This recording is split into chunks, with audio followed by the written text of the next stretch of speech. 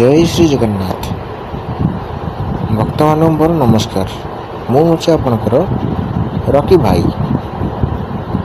ତ ପ୍ରଭୁ ଜଗନ୍ନାଥଙ୍କର ଆମର ଯେଉଁଟାକି କୁହାଯାଏ ବାହୁଡ଼ା ଯାତ୍ରା, ଆସନ୍ତୁ ଆମେ ତାଙ୍କ ବିଷୟରେ ଜାଣିବା।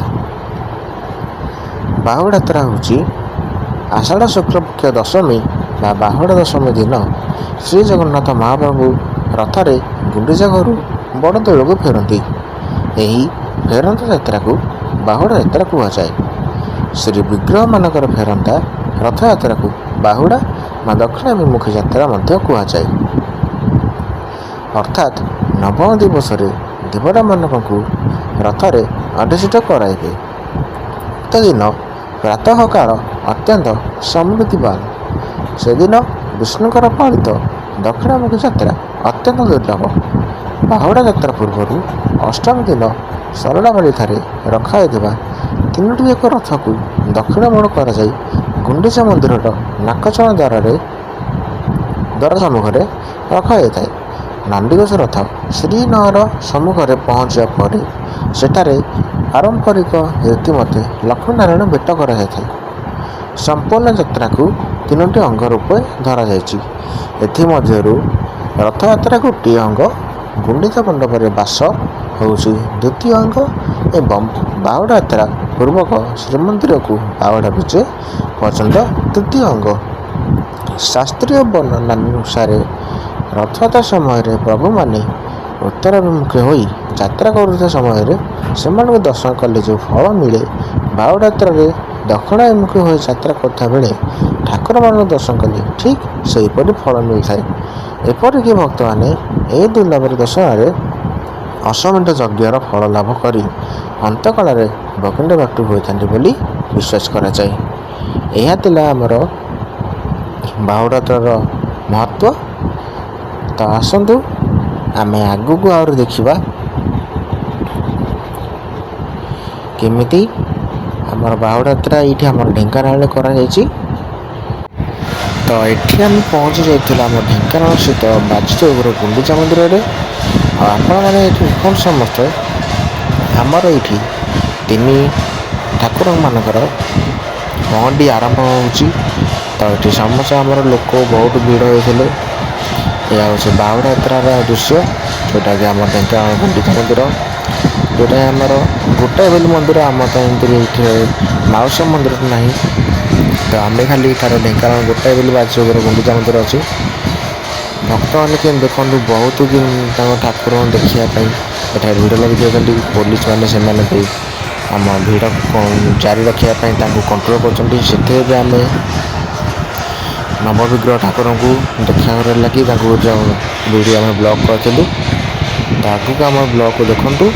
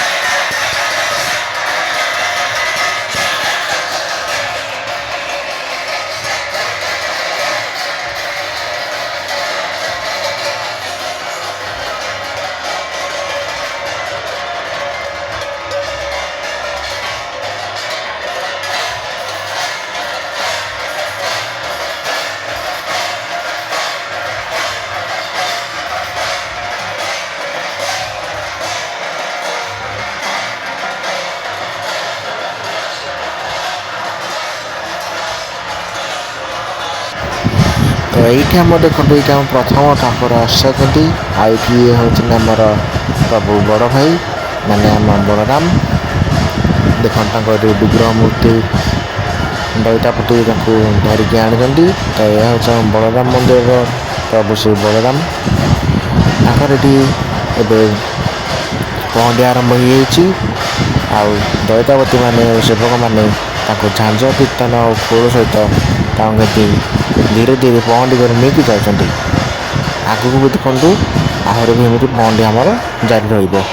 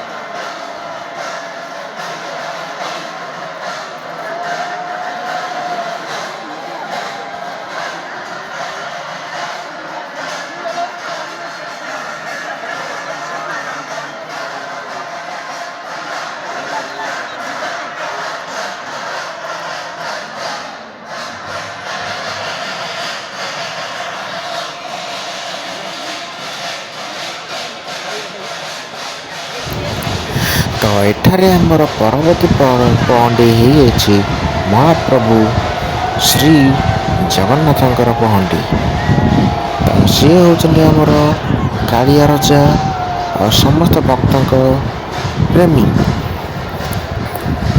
ତ ଏଠି ଆପଣ ଦେଖୁଛନ୍ତି କେତେଜଣ ଭକ୍ତ ତାଙ୍କୁ ଦେଖିବା ପାଇଁ ହୁଡ଼ହୁଡ଼ି ଆଉ ଶଙ୍ଖ ଧ୍ୱନି ସହିତ ଝାଞ୍ଜ କୀର୍ତ୍ତନ ଓ ଘଣ୍ଟ ନାଦରେ ପ୍ରଭୁଙ୍କୁ ଦେଖିବା ଲାଗି ଲୋକ କେତେ ଟହଳ ବିକଳ ହେଉଛନ୍ତି। ତ ଏଠି ଆମେ ଦେଖନ୍ତୁ କେମିତି ତାଙ୍କୁ ଏଠି ପହଣ୍ଡି କରି ଅଣାଯାଉଛି। ଆଉ ଏହା ହେଉଛି ଆପଣ ଶ୍ରୀ ଜଗନ୍ନାଥଙ୍କ ପହଣ୍ଡି। ତ ଆମର ଏଠୁ ଭିଡ଼ିଓ କରି ଦେଖନ୍ତୁ। ଆଉ ଆଗକୁ ଆର ଅନ୍ୟ ପହଣ୍ଡି ଦେଖିବା ପାଇଁ ଏଇ ଭିଡ଼ିଓକୁ ଜାରି ରଖନ୍ତୁ। ଦେଖନ୍ତୁ ଆମ କାଳିଆକୁ ସେଇ ଚକାଡୋଳିଆ ତାର ସେଇ ସବୁ କିଛି ଆମକୁ କହିବ। ସେ ଚକାଡୋଳିରେ ତାର କେତେ କ'ଣ ରହିଛି। ସେହି ଚକାଡୋଳିରେ ଆମେ ତା ସହିତ ଆଖିରେ କଥା ବି ହେଇପାରିବା ଓ ମନର କଥା ବି ଆମେ ତାକୁ ସବୁ ଜଣେଇଲେ ତାକୁ ଆମେ ଯାହା ବି କହିବା ସେ ଆମକୁ ଓ କହିକି ସେ ଆମକୁ ଉତ୍ତର ଦେବେ। କାରଣ ସେ ହେଉଛନ୍ତି ଜଗତର ନାଥ ପ୍ରଭୁ ଶ୍ରୀ ଜଗନ୍ନାଥ। ଜୟ ଜଗନ୍ନାଥ। ଏବଂ ତା ସହିତ ଏଠି ଆପଣ ଦେଖନ୍ତୁ ଶ୍ରୀ ଜଗନ୍ନାଥ, ଶ୍ରୀ ବଳଭଦ୍ର ଓ ଦେବୀ ସୁଭଦ୍ରା ଏବଂ ତା ସହିତ ପ୍ରଭୁ ସୁଦର୍ଶନଙ୍କର ସାନ ସାନ ମୂର୍ତ୍ତି, ଯେଉଁଟାକି ଆମର ଦ୍ୱିତୀୟ ରଥରେ ଥାଏ। ଶ୍ରୀ ବଳଭଦ୍ର ମାନେ ଶ୍ରୀ ବଳରାମଙ୍କ ମନ୍ଦିରରେ ଥିବା ଯେଉଁ ସାନ ସାନ ମୂର୍ତ୍ତି ଥାଏ ସେହି ମୂର୍ତ୍ତିମାନଙ୍କର ବି ଏଠାକୁ ଅଣାଯାଇଥାଏ। ତାଙ୍କର ଆପଣ ଦେଖନ୍ତୁ ସେହା ଏଠି ପହଣ୍ଡି କରିକି ସାନ ରଥକୁ ନିଆଯାଉଅଛି।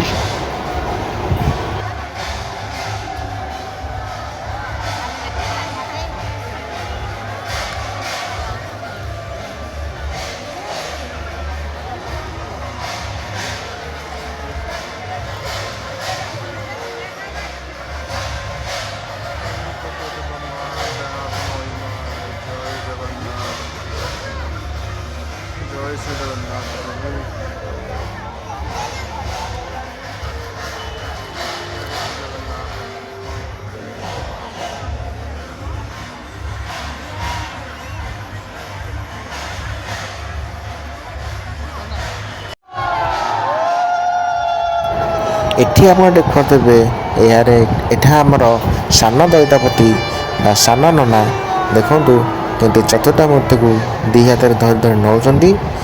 ଆଉ ସେମାନେ ତାଙ୍କୁ ଏହି ସାନ ରଥକୁ ପହଣ୍ଡି କରି ନିଆଯାଉଅଛି।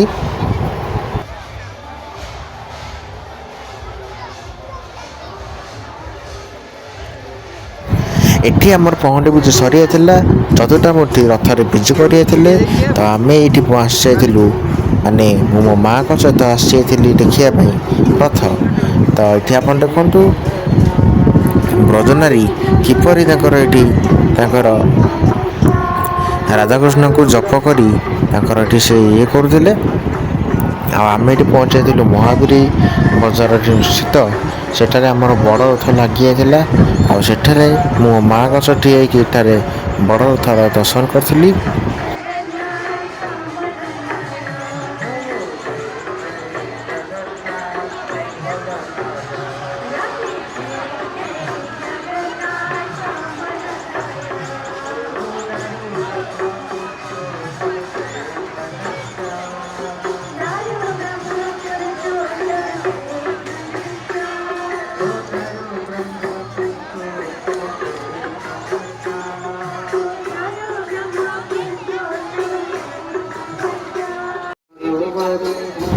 ଆଉ ଏଇଠି ଆପଣ ଦେଖୁଥିବେ ଯେଉଁ ବ୍ରଜନାରୀ ତାଙ୍କର କିପରି ଠିକ୍ ଏକ ଆମ କାଳିଆ ଠାକୁର ବା ଶ୍ରୀ ଜଗନ୍ନାଥଙ୍କର ଏକ ଛୋଟ ମୂର୍ତ୍ତିକୁ ତାଙ୍କ ରଥରେ ନେଇକି ଯାଉଛନ୍ତି, ଯେଉଁଟା କେତେ ଆନନ୍ଦମୟରେ ଶ୍ରୀ ଜଗନ୍ନାଥଙ୍କ ରଥ ଏଇଠି ଆସିଯାଇଥିଲା। ବହୁତ ପାଖାପାଖି ପଳେଇ ଆସିଥିଲା ବ୍ରଜନାରୀ ପରେ ଦେଖନ୍ତୁ ଭିଡ଼ କେମିତି ଜୋରରେ ଗହଳି ବଢ଼ି ଚାଲିଛି। ତଥାପି ସେଇ ଆମକୁ ଭିଡ଼କୁ ଆମେ ବାରଣ କରିକି ଏଠାରେ ବହୁତ ଶୃଙ୍ଖଳିତ ଭାବରେ ଆମେ ଦେଖନ୍ତୁ ଏଠି ଆମ ରଥ ଦୌଡ଼ି ଆସିଯାଇଥିଲା। ଆଉ ସେ ରଥ ଦୌଡ଼ିକୁ ଆମେ ତାକୁ ଛୁଇଁକିନା ବହୁତ ପବିତ୍ର, ବହୁତ ଆମେ ଆନନ୍ଦମୟ ଖୁସି ହେଇଗଲୁ। ଆଉ ଦେଖନ୍ତୁ କେତେ ଲୋକ, କେତେ ପୋଲିସ ଦଳ ସେଠାରେ ଭିଡ଼ ହେଇଥାନ୍ତି। ଆଉ ଏହା ହେଉଛି ବଡ଼ ରଥ। ଆଉ ବଡ଼ ରଥ ଏଠାରେ ଆମେ ଦର୍ଶନ ବି କରିଦେଲୁ। ଏହା ବଡ଼ ରଥ ଏଇଠି ଆଗକୁ ମାଡ଼ି ବି ଗଲା। ତା ପଛରେ ଟିକେ ଭିଡ଼ କମିଗଲା।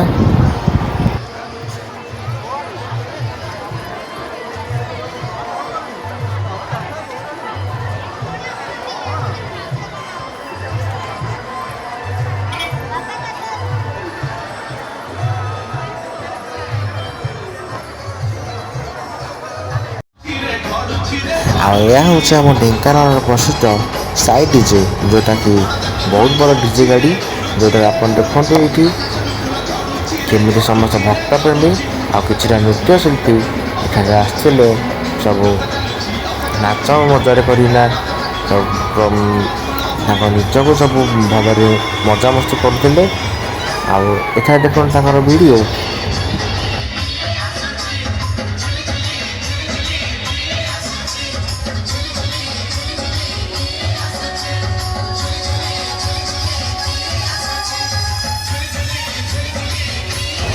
ତ ଭକ୍ତମାନଙ୍କୁ ମୋର ଗୋଟେ ପ୍ରଶ୍ନ, ତ କୁହନ୍ତୁ ଦିଲ୍ଲୀ ଜିଲ୍ଲା ପହଣ୍ଡିରେ କିଏ ଆସନ୍ତି? ପ୍ରଭୁ, ସିଏ ହେଉଛନ୍ତି ପ୍ରଭୁ ଶ୍ରୀ ଜଗନ୍ନାଥ।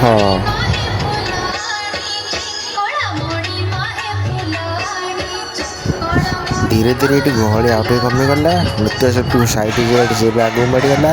ଏବଂ ତତ୍ ସହିତ ଆମର ଏଠି ସାନ ରଥ ବି ଆସିଯାଇଥିଲା, ଯେଉଁଥିରେ କି କେବଳ ସ୍ତ୍ରୀ ଲୋକମାନେ କେବଳ ଟାଣୁଥିଲେ। ଆଉ ଏଠି ଆମ ବୋଉ ବି ଗଲେ ସେଇ ସାନ ରଥରେ ଦୌଡ଼ି ଥୋଇ, ସିଏ ବି ଏଠି ପବିତ୍ର ହେଇଗଲେ। ଆଉ ସାନ ରଥ ବି ଆମେ ଏଇଠି ଆପଣ ଦେଖାଇ ଦେଉଛୁ, ଦେଖନ୍ତୁ।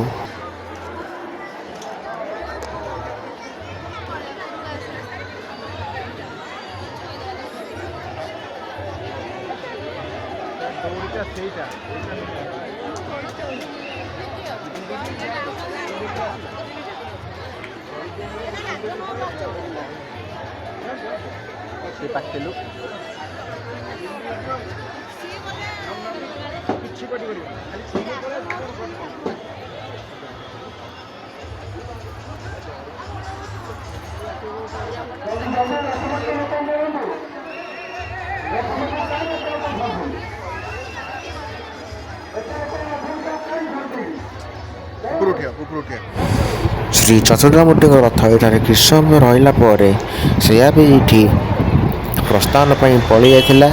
ତ ଏଇଠି ଆମର ଦୁଇଟା ରଥ ଆଗକୁ ପଳେଇ ଯାଇଥିଲା।